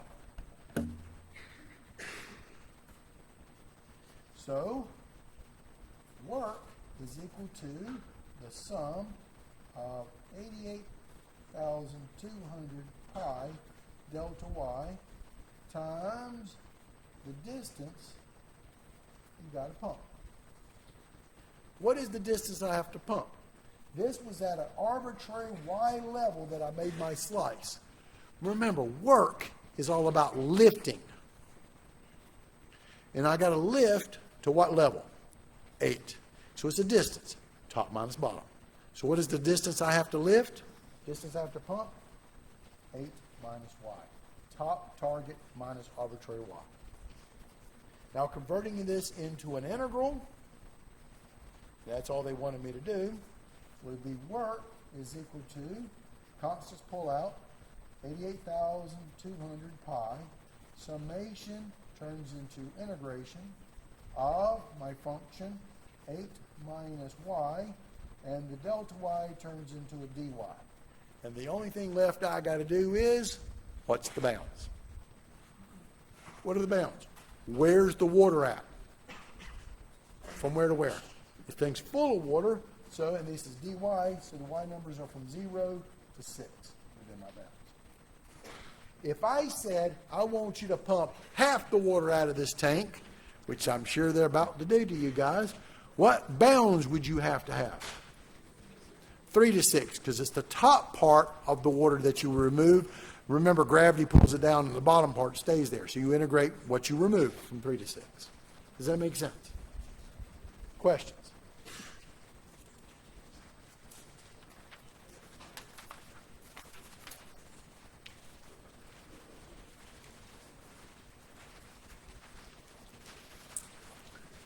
All right. Number 4. We want you to integrate the natural log of x squared dx. And you got to show your work on this thing. How would you go about doing this particular problem? Now, this is much more complicated than you know. And there's a couple different ways you can do it. So, they're over there. Right out. Everybody's out. You got an announcement to make before you go? Okay. Boss says, study hard. There you go. Like I said, for you guys in Desiree's class, your papers are actually up front and stuff. All right. So here we go. I want to integrate the natural log of x squared dx. Well, how do I go about doing that? Now, here we go. This would be equal to the integral of natural log of x squared would be the natural log of x times the natural log of x dx. There's 2 different ways you can go about doing this particular problem. Okay? And it doesn't matter. You can do integration by parts on this one, but then you've got to do an internal integration by parts. Or you can just do integration by parts over here. But the trick is integration by parts. So let me write that down. Integration by parts. And anytime you guys do integration by parts, you should write down the formula. It'll be the integral of u dv equals u times v minus the integral of v du. So I'm going to do this one right here. But the trick is, you got to figure out what u equals and what dv is. What are you going to let u equal to? Well, I'm going to let u equal to, well, the natural log of x quantity squared. See what's going on in just a second here. Which would mean that the dv would be equal to 1 dx. A lot of people ask me, well, why don't you make the dv equal to natural log of x quantity squared? Well, 1, that turns in actually into the problem that I'm actually trying to solve. And number 2, I don't know how to integrate the natural log. Does that make sense? So, well, we're about to find out. So, This is integration by parts, and I'm letting u equal the entire function, so dv equals 1 dx. So therefore, du is equal to 2 times the natural log of x times 1 over x chain rule. Go to the outside, inside stays the same time go to the inside, dx. And then v would be equal to, what's the integral of 1 with respect to x? It would be x.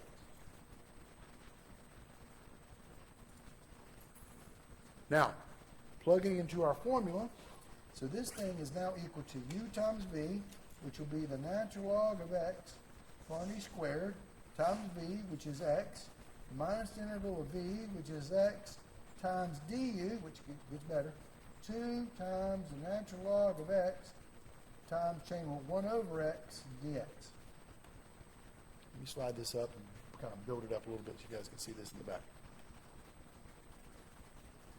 Literally, I plugged in formula. U times v minus the integral of v du, which is all this stuff. But as I keep reiterating to you guys, you got to clean it up. So the trick is cleaning it up. So what cancels here?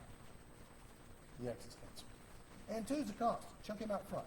So this is equal to, make it look good, x times the natural log of x, quantity squared, minus 2 times the integral of the natural log of x dx. Does that make sense? Just polished them up and cleaned them up. Now remember, when you do the integration by parts, it's an offsetting integral. So I pulled my constant out front, so I'm going to focus on this part over here. I want to integrate the natural log of x dx. I got to integrate this guy. Well, how do I go about doing that? Well, integration by parts. Integral of u dv equals uv minus integral of du. Yes, this was an integration by parts twice problem. I would let u equal to the natural log of x because I can take its derivative. Du equals 1 over x dx. That would mean v equals 1 dx again. Also, dv equals 1 dx, which makes v equal to x.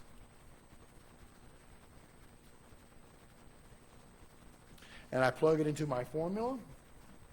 So this would be equal to u times v, which will be natural log of x times x, minus the integral of v, which is x, times du, which is 1 over x dx. Cleaning it up, this is x times the natural log of x, minus the integral of 1 dx. And what is the integral of 1? That we can integrate. Integral of 1 with respect to x is x. So the integral of the natural log of x dx is x times natural log of x minus x. And I'm going to take that and plug him in here, which would mean my answer is x times the natural log of x, quantity squared, minus, remember I held my constant out, 2 times bracket, x times the natural log of x minus x, close parentheses, and then 1 big old plus c. And of course, then I would obviously make it look good because always pays to make it look good. X times the natural log of x, quantity squared, minus distributing, 2x times the natural log of x, minus 2 times minus x is a plus 2x plus c. There's my answer.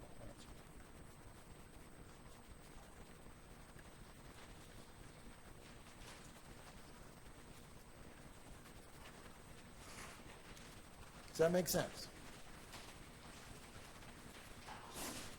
Now, I want you to look at something for a second.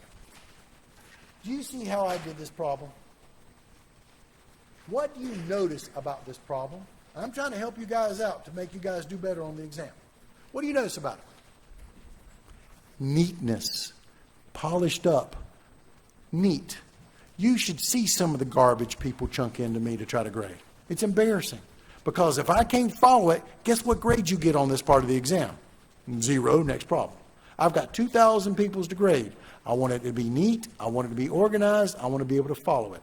If I can follow it, then great. If you screwed up somewhere, it'll be easier for me to figure out where you made your bonehead careless error, and then I could give you some partial credit versus no credit at all. But if I can't, if you got integral stuff over here and you're writing stuff this way, and you write it upside. I can't follow that stuff. And then I see an answer circled. If I can't follow it, best I can do is look at your answer and see if I can follow it.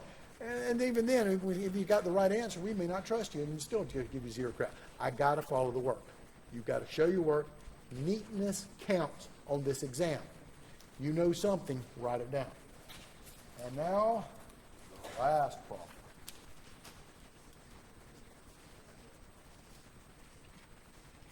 Again, more formulas that you need to know. And there's more formulas you need to know than just this, because we're going to talk about what was not on this exam in just a second. But here's the problem. Let R denote the region in the first quadrant under the curve y equals 3x squared between 0 and 1. Find the centroid of the region. What is centroid? Also known as center of mass. Centroid means center of mass. So let's write down what we got. Now, we got a nice function here, not a problem. It's y equals 3x squared. I don't really need a calculator for this one. They say in the first quadrant, so it's a parabola just in the first quadrant. So there it is, y equals 3x squared between 0 and 1. Okay? Under this curve in the first quadrant.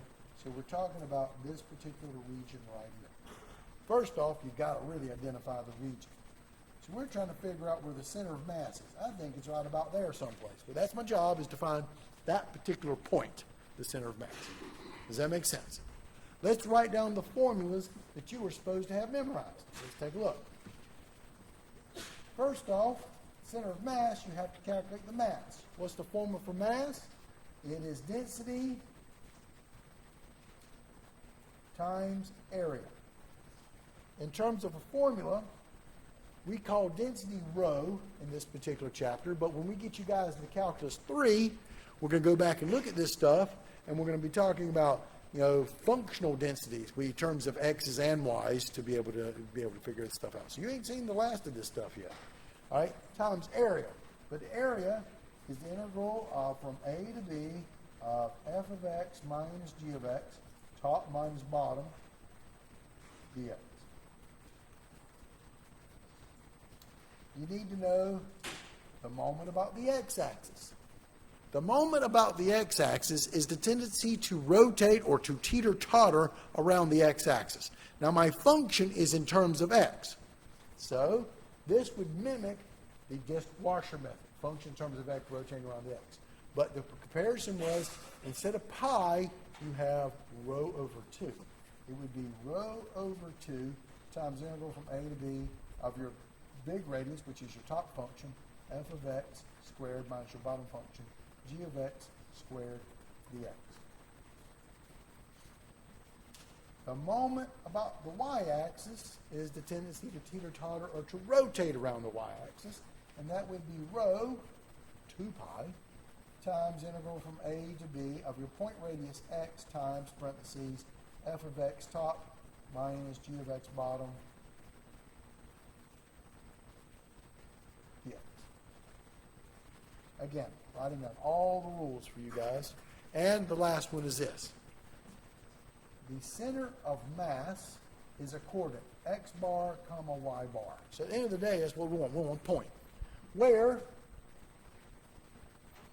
x bar is equal to the moment about the y divided by the mass, and the y coordinate is the moment about the x divided by the mass.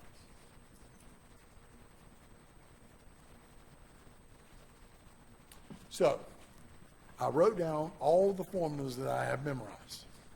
Now, let's apply them. The nice thing about this is the top function is 3x squared, the bottom function is y equals 0. Okay? So, first thing I got to do is I got to find the mass. The mass would be the density times integral from 0 to 1 of 3x squared, top minus bottom 0, dx. This is rho times integral from 0 to 1 of 3x squared dx. Does that make sense? I got a question for you. You see these directions up here? Does it say anywhere about using the calculator? Nope. What does that mean? Don't use the calculator. We want to see the integrals. We took off points if you didn't show us the integration. Okay? If it said, we will tell you, you can use your calculator to integrate, then knock yourself out. Set up the integral and use your calculator to integrate. But if it didn't say that, you've got to show us the integral. Look at this integral. You should be ashamed of yourself if you can't integrate this thing. It is 3x squared, right? So this is rho 3 times, add 1 over add 1, x cubed over 3, evaluated from 0 to 1. That cancels. So this is rho times, plug in top, 1 cubed minus rho times 0 cubed. Yeah, pretty much I get rho, 1 rho. So my mass is equal to 1 rho or just rho. Now I'm going after the moment about the x-axis. The moment about the x-axis is rho over 2 times the integral from 0 to 1 of your top function, which is 3x squared minus your bottom function 0 squared dx, which will be rho over 2 times the integral from 0 to 1 of, squaring this stuff up, 3 squared is 9, x squared squared, power to power to multiply, that's x to the 4th, 0 squared is 0, dx. So this will be rho over 2 times, 9's a constant, integral x to the 4th is x to the 5th over 5, evaluated from 0 to 1. So this would be rho over 2 times 9 times 1 to the 5th over 5, minus 9 times 0 to the 5th over 5. And that's just 0. So cleaning it up, and I'll blow it up for you guys in the back, so doing my integral. 1 to the 5th is just 1.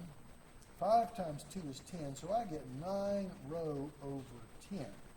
So my moment about the x-axis is 9 rho over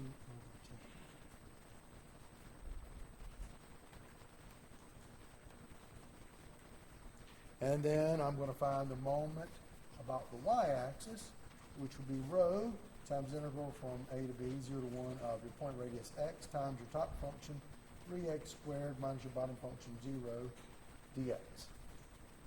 Cleaning it up, that's rho times integral from 0 to 1 of 3x cubed. X times x squared is x cubed dx. That's going to be rho times 3 is a constant, integral x cubed is x to the 4th over 4, evaluated from 0 to 1. Fundamental theorem of calculus, plug in top minus plug in bottom.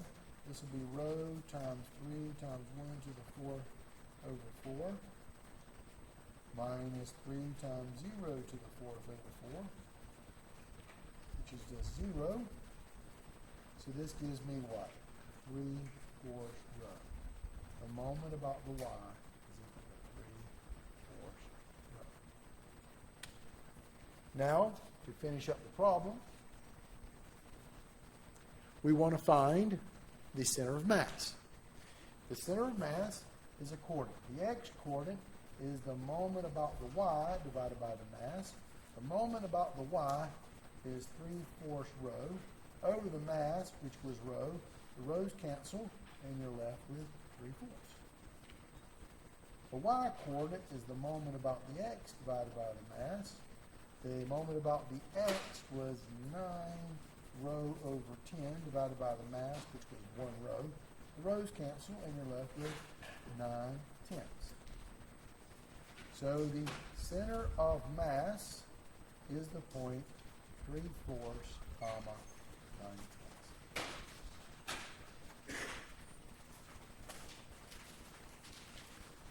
Now, in terms of this problem, this was a large problem to find the center of mass. You got to find the mass, you got to find the moment about the x, moment about the y. This was like a 12-point problem, and so it was worth 4 points, 4 points, 4 points is how we were looking at it to get the whole thing. Does that make sense? Did I lose you guys anywhere? Now wait, I'm not done with you guys yet. I know I finished this exam, and I finished this exam in pretty good time with explanation. So let's talk about first what was not on this exam. Lots of things. Lots of things. For example, one thing you got to make sure that you go over. So I'm telling you that from this exam to the one we're going to be making up for you guys, what's missing on it? Table integration. That wasn't on this thing as much. There was no real table integration stuff. You know there's going to be table integration. But just like we did in class with our test, we're going to give you a formula and tell you to integrate some awful looking integral using the formula. We'll give you the formula, then you got to, typically it'll be multiple choice. Could be free response. What was that not also on this thing? Did you take baby Jessica and pull her out of a well? Nope. Probably going to pull that. No, that's a classic work problem. Also notice on this thing, springs. Did we do any spring problems? Having the force function and finding K and all that stuff and finding the work and required to do a spring. These things were not on this particular exam. So these guys actually had a relatively good exam. What do you think the class average on this? How would you have done on this exam?